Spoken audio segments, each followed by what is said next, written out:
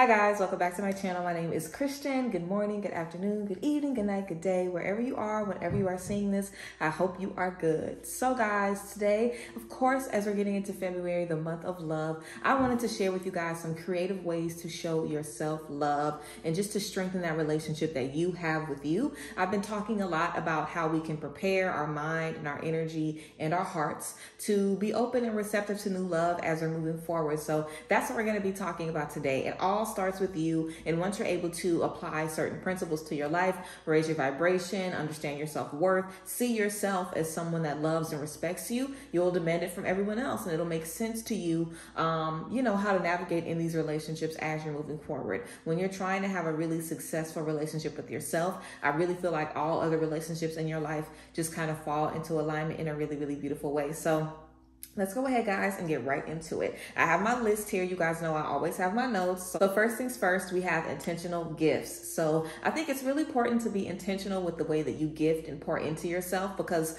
a lot of times on our self-love journey, we think the only way to give ourselves love is just to spoil ourselves. And sometimes that's a good thing, but also too many things, without the energy, the affirmation, the love, the respect, the boundaries, rediscovering your worth. Like I said, rediscovering your gifts. Too many things without all of that to back it up just doesn't even up sometimes. Sometimes you'll find yourself surrounded by things and not really feeling the intention or the love behind these things. Kind of similar to when you're working on building a relationship with someone and they just buy you a bunch of stuff. That can be good, but it's all about the intention behind these things. So when you're pouring into yourself, you want to make sure that you do it in a way that is going to elevate you, make you feel good about yourself, and just give you the energy that you need to move forward.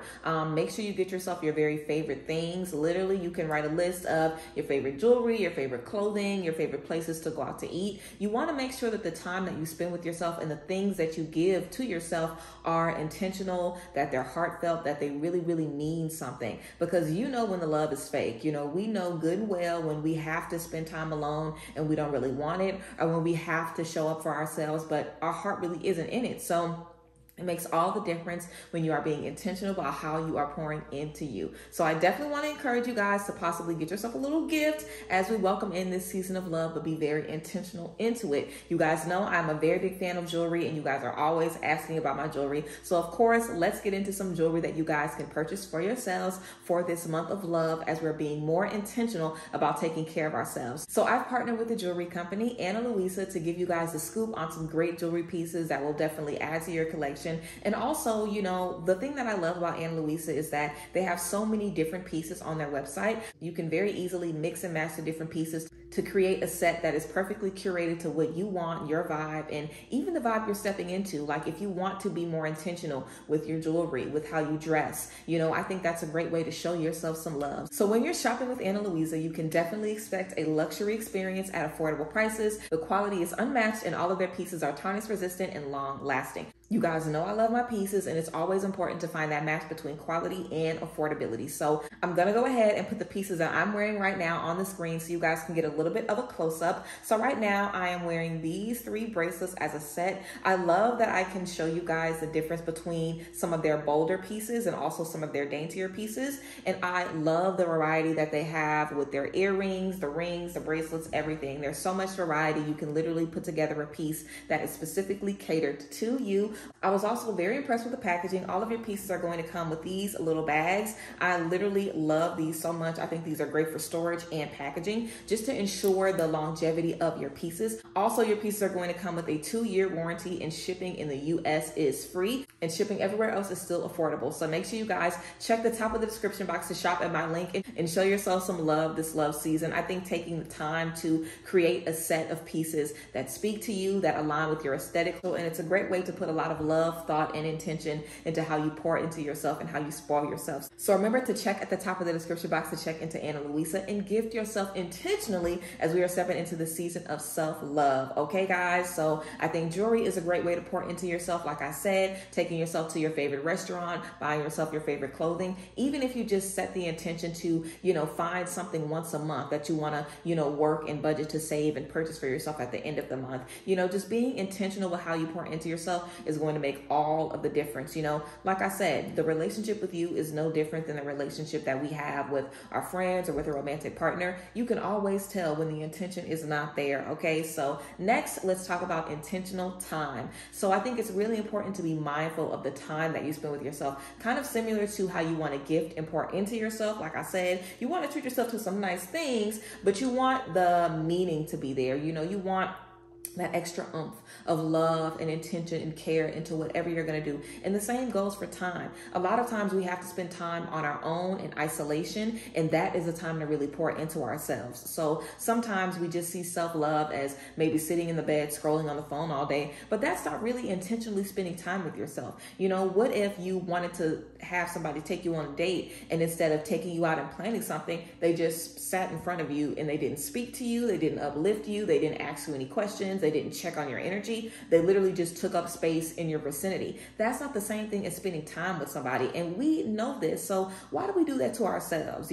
Make sure that you are intentionally spending time with yourself. If you can't plan an hour of activities for yourself, just do 10 minutes or even do 5 or even 20 minutes. You always want to remember that it's all about quality versus quantity when you're trying to connect with yourself and spend that time. You can spend years and years alone and still feel like you don't know yourself, but you could spend a weekend of time by yourself or even 10 minutes journaling, and you'll learn more about yourself in that 10 minutes than maybe you did in your whole 3 years of being single or being without friends. So you really want to ask yourself, before you even spend time with yourself, what do you need? What are you looking for? What are you trying to bring into your life with the extra time that you're going to be putting into connecting with you? Also, when you're working to build that relationship with yourself, it's really similar to any other relationship. You don't want to feel like you're just throwing over whatever leftover time you have, to yourself. Like, how would that make you feel as a friend? If you had friends in your life that were really, really busy and they never prioritized you, they just saw you when they could. That's not really showing someone that you care or that they're a priority to you. So don't give yourself the leftover time. Don't give yourself the leftover thought. Really take some time to figure out what you need and how you can best pour into yourself, whatever that may look like for you. There's so many different ways that we can connect with ourselves. Some things may take 60 seconds, some things may take an hour, some things, like I said, may take a weekend, but you want to be intentional with the time versus just being alone, not really being around anybody. That's not really intentionally showing yourself that you care or, really even showing up for yourself. So you really want to be able to connect with yourself in a deeper way and be intentional with the time that you spend with yourself.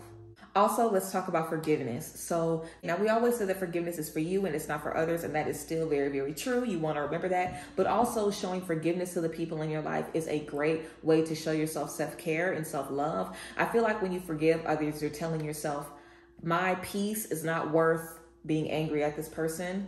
My mental health is not worth holding a grudge. There is nothing more important than my peace. Even if somebody's done me wrong, even if somebody's betrayed me, nothing is more important than my peace. And when you set that standard, it allows you to set boundaries more comfortably. It allows you to not feel guilty or selfish for cutting someone off, because you know that your peace is the most important thing. You know that maintaining your worth, maintaining how you see yourself and how you view yourself is the most important thing. And that's the whole purpose of self-love, right? Showing yourself how you want everybody else to treat you. If you don't want everybody else to hold grudges, then why would you hold a grudge? If you don't want everybody else to just think about you last minute when it's your birthday and go in the store and just grab you any old thing, why would you do that to yourself? If you don't want to be someone's last thought, then you want to make sure that you are not your last thought. You want to make sure that you're really putting that focus into how you're connecting with yourself. And I always say that whenever you're able to forgive someone, you're able to see the situation for what it really is. So also in that forgiveness, you're giving yourself the gift of wisdom. You're giving yourself the gift of knowledge. You're giving yourself the gift of learning a hard lesson that you won't have to repeat. Because sometimes we do come across the same lesson more than once, but it's not like learning the same thing. It's kind of like if you take a test that's really, really difficult. If you just look at the test and you're like, oh my God, this test is so hard, I'm not going to pass this test. then you might fail it over and over and over again. But if you sit and really, really try and put in that effort, when you see it again, you'll remember those things and you'll be able to pick up on it and be like, okay, let me do this differently, or let me do that differently. So I feel like our energies really want us to, you know, recognize the gift of forgiveness and recognize all the things that forgiveness gives to us. You know, forgiveness really opens up so many different spaces for us to see ourselves differently, connect with ourselves differently, and just know what we need on all levels. So forgiveness is going to be great to make sure you're connecting with yourself in a deeper way. Also, putting in the work and discipline, okay? I think this can kind of be a double-edged sword, because I feel like sometimes we treat ourselves after a day in the gym or a day on our, you know, life journey, or maybe we journal for a couple of days and we treat ourselves, or we do one yoga class and we want to treat ourselves. And sometimes you might treat yourself with a day off. You might treat yourself with a week off, you know. So I think that we should see treating ourselves as discipline. We should see, you know, making sure we stick to our plans as a form of self-love and as a form of a treat, because there's really no point in a cheat day. There's really no point in giving yourself time off if you're going to regret it later down the line and resent rest, resent taking a break, because that's what happens. You know, you feel like, oh, because I've been consistent for X amount of days or X amount of months or whatever, I'm going to give myself a whole bunch of time where I'm not going to make myself be consistent. And that is my gift to myself. When in reality, what you're doing in that time is kind of undoing all of the work that you've been doing to your subconscious. Now, of course, there's ways to have rest. There's ways to have breaks. There's ways to take time off from whatever you're doing, but you still want to show discipline in that. Discipline is not something that you pick up and put down. If you are going to be disciplined, you're going to be disciplined in everything. Disciplined in your rest, disciplined in your work, disciplined in your fun, disciplined in your play, in everything. Like, let's say, for example, you were doing a workout, right? And I always use working out as a good example because we all are familiar with, you know, working out and taking breaks and stuff. Let's say, for example, you're working out and in the middle of your workout where it says rest for a minute, you decide to rest for 20 minutes. Your body is going to cool down. You might get sleepy. You might, you know, lock up a little bit. You might not, you know, you might have to re-stretch after kind of sitting stagnant for 20 minutes versus being in a space where you let yourself rest for 60 seconds and you can get right back into it. You know, it's the same thing about life. Sometimes you need a break, but if you take that 20 minutes, it's going to be harder for you to get back moving versus taking that 60 seconds and appreciating that 60 seconds. When you take 20 minutes of rest, you might get on your phone. You might scroll. You might take a long walk to the bathroom. You know, take a long trip on the toilet, you know, versus having a 60-second break. You're going to focus on your breathing. You're going to focus on, you know, moving around, any tightness. You're going to focus on maybe, you know, doing some high knees. You know, you're going to make sure that in that 60 seconds, you're really taking the time to be mindful of, when I get back into this, let me be prepared. So when you take a break, you want to give yourself the act of self-love of preparation while you're taking that break. You don't want to take a break and just be like, okay, I'm done, because that's not really self-love. You know, that's not really showing up for yourself. What it is a fancy way of quitting, a little mini quit. You know, sometimes we quit in a very, very mini way and wonder why we can't stay dedicated to something or wonder why we keep falling off. You don't want to give yourself a super long break. You want to be disciplined even in your rest. That is showing yourself self-love, because you're showing yourself that rest is good. That rest allows you to still be strong and still be powerful. You know, if you work out and in the middle of your workout, you take a 20-minute rest, you might not want to do that 20-minute rest next week, because you remember how you feel after you take that long break off. Like, a lot of times we take a long break and we're like, okay, next time I'm not going to wait this long to get back into it. It's because we know in the long term how it affects us when we take those long breaks of stagnation, when we're trying to be active and when we're trying to get into our discipline groove. So in the short term, you know, when you're looking at your goals or when you're looking at what you're trying to bring into your life as a habit and you feel like you want to give yourself a break, make sure you make a plan for that break. If you want to make a rest, be intentional in your rest. I think intention is just super important in self-love altogether. So maybe I'll call this video being very intentional in your self-love, because intention is really going to be the difference between just, you know, throwing yourself a little bit of time, attention, money, gifts, whatever, and really pouring into yourself. It's one thing to just throw something at somebody. It's different to pour into something. You know, kind of similar to when we say that money isn't enough to raise a child. Why do we say that? Because we know children also need time, attention, love, affection. It's the same thing with you. Money isn't enough to pour into you. You also want to pour into yourself other things. So next, let's talk about playing the blame game. Now, this is something that I've talked about before in other videos, but I wanted to bring it up specifically in this way to show yourself love, because I don't think that we do ourselves a service when we feel like everything that's wrong with us and everything that happened in our life that's a problem is on us. You know, there's definitely certain mistakes and L's that your parents made when they were raising you. And there is nothing wrong for saying, it's my parents' fault that I'm insecure. It's my parents' fault that I'm extra body conscious. It's my parents' fault that I never think I'm doing enough. It's my parents' fault that I feel like I have to raise everybody because I had to raise my siblings while they were working 3 jobs. There's nothing wrong with saying, this is why I'm like this. You know, and when we don't put that blame where it's supposed to go, we internalize those things and we think that these are things that we have problems with, when in reality it's not. You know, what do people say most of the time when a dog attacks someone? They say, don't blame the dog, blame the people that raised the dog, right? It's the same thing with us. If you see a bad child, you're not going to be like, oh my God, that child is terrible. 9 times out of 10, you're going to be asking, where are the parents?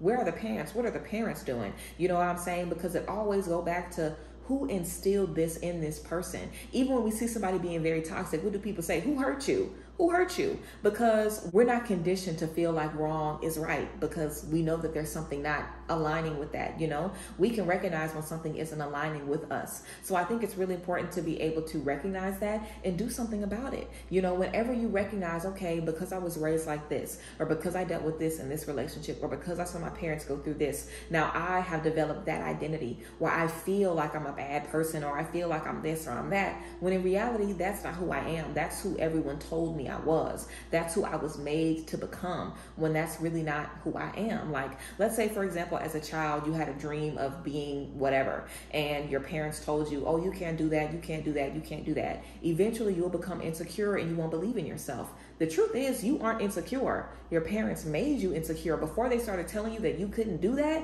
you had all the faith in the world that you could achieve it. So we have to go back to who we were before everybody told us who we were not, or before everybody put their own expectations or their own projections onto us. So play the blame game. That's a very good act of self-love. And it's not about pointing the finger at people, because blame isn't a bad thing. You know, guilt is bad, shame is bad, but blame is not. You know, you can blame yourself for messing up a friend or messing up a person and know that you're not a bad person. You know, hurt people hurt people. It's not about saying this person is terrible, this person is dead wrong, but it's about recognizing maybe this person could have done a little bit better. Maybe this person could have treated me a little bit better. And because of how they chose to treat me, they did the best, you know, based on what they had. But because of that, I've developed characteristics that do not align with who I know myself to be. So I'm not going to feel like I'm the reason that I'm X, Y, and Z, because that's not the truth. It's just about the truth. It's just about the truth. And the fact that you feel guilty about blaming people lets you know that they really did a number on you, because you should feel happy that you don't have to fight the battle on your own. Chances are your parents were insecure, or someone was insecure, and they put that on you because that's how they felt. Chances are they didn't believe in their dreams. They didn't think they could achieve their dreams. So they put those ideas on you, when in reality, that's not how you feel about yourself.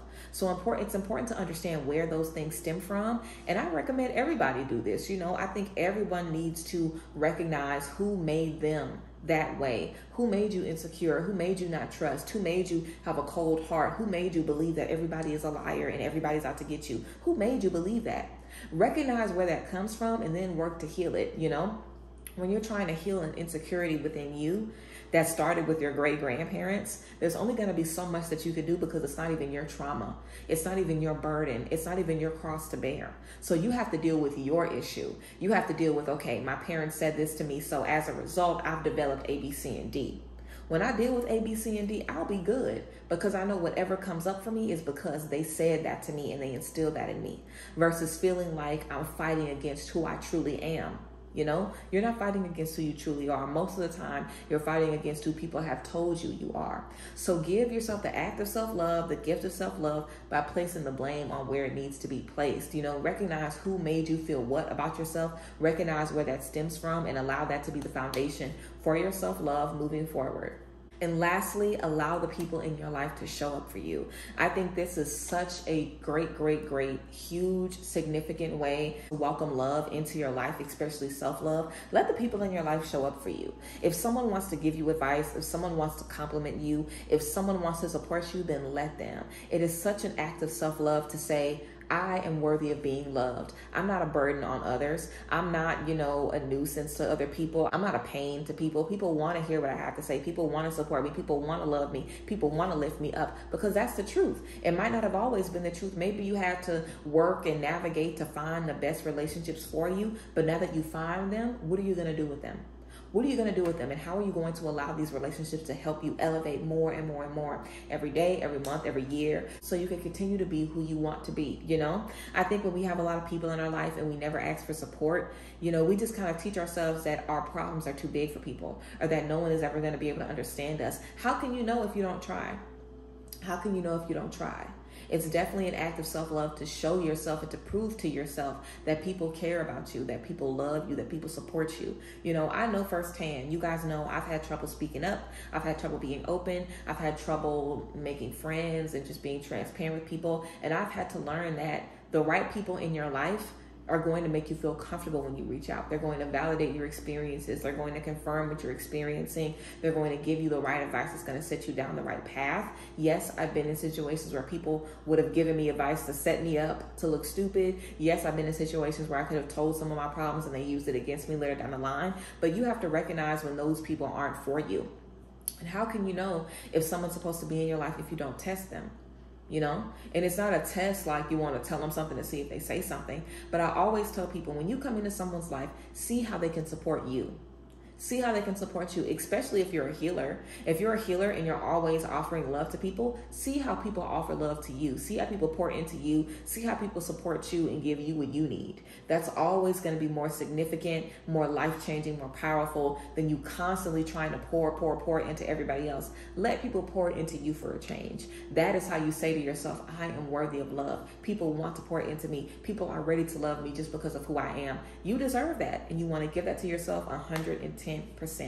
So yes, guys, I hope you enjoyed this quick video. Some things to keep in mind of how you can elevate self-love and just how you can connect to yourself on a deeper level. Some things that I want you guys to do moving forward so you can make sure you're supporting yourself and uplifting yourself. Make sure you guys check out Louisa. Remember, check out the description so you can tap into these gorgeous jewelry pieces that I was telling you guys about earlier. Tap into the link at the top of the description box to get into it and save 25% using my link. Make sure you guys tap in. I am super excited to see everything that we step into. I keep saying that because it's the truth. I feel like this year is going to be really transformational for us. I'm wrapping up a 21-day fast. Today is actually the last day of my fast. I don't know when you guys are going to see this video. You're going to see it soon, but today was the last day of my fast. So I'm feeling very excited and inspired and encouraged to move forward and keep connecting with you guys. So I'm excited as always to see everything that we're going to step into. Make sure you don't forget to check out the description box to tap into the jewelry and get you some from Louisa. I appreciate you guys. I love y'all. Happy loving on yourself, and I will see you guys next time. Bye guys. Bless.